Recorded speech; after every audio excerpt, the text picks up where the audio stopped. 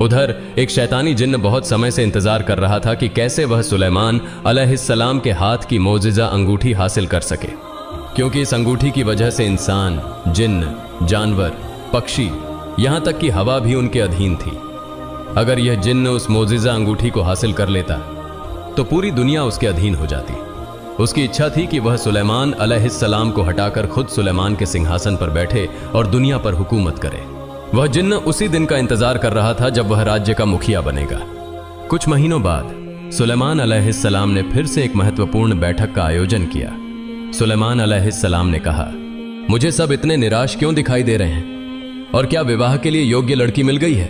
तब एक मंत्री ने कहा, हजूर, आपकी शर्तों के अनुसार हमें कोई योग्य लड़की नहीं मिली, लेकिन एक लड़की है जिसने आपको विवाह का प्रस्ताव भेजा है, जिसे सुनकर आप क्रोधित हो सकते हैं। सुलेमान अलैहिस्सलाम ने कहा, ऐसा कौन सा पत्र है, उसे पेश करो।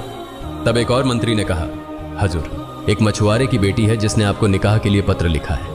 उसने यह भी लिखा है कि उसे आपकी संपत्ति में कोई लालच नहीं है, वह सिर्फ आपसे विवाह करना चाहती है। मंत्रियों में से एक और ने कहा, हजूर, यह कभी संभव नहीं है। एक मछुआरे की बेटी होने के बावजूद वह सुलेमान बादशाह से निकाह करना चाहती है।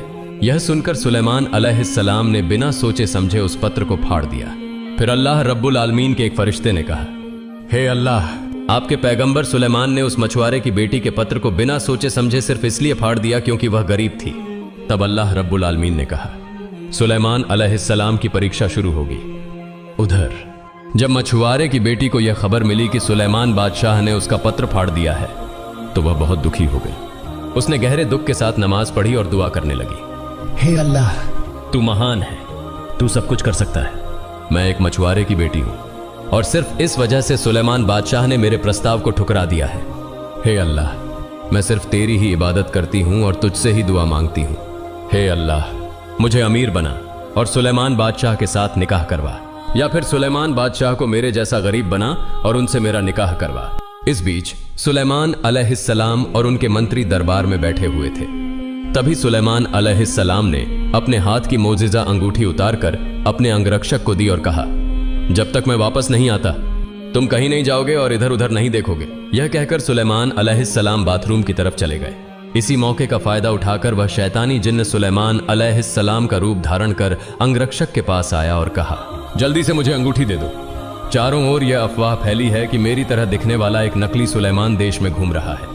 वह राजा बनकर सिंहासन पर बैठना चाहता है। अगर तुम उसे देखो तो उसे सजा दो।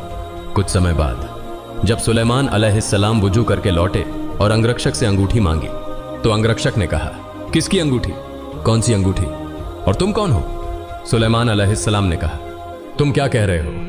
मैं तुम्हारा सुलेमान बादशाह हूं। इस पर अंगरक्षक ने कहा, ओह, अब समझा, तुम वही नकली सुलेमान हो जो बादशाह बनना चाहता है। सुलेमान अलैहिस्सलाम ने कहा, कौन नकली सुलेमान बनने की कोशिश कर रहा है? अंगरक्षक ने जवाब दिया, तुम खुद जाकर दरबार में देख लो।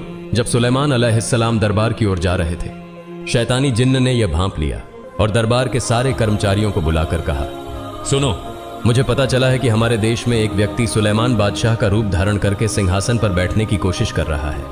अगर तुम उसे देखो तो उसे सख्त सजा दो और देश से निकाल दो। जैसे ही असली सुलेमान अलैहिस्सलाम दरबार में प्रवेश करते हैं, दरबार के सभी कर्मचारियों ने उन्हें देखकर सोचा कि यही वह नकली सुलेमान है। उन्होंने उन्हें बुरी तरह पीटा और खून से लथपथ हालत में नदी के किनारे छोड़ दिया।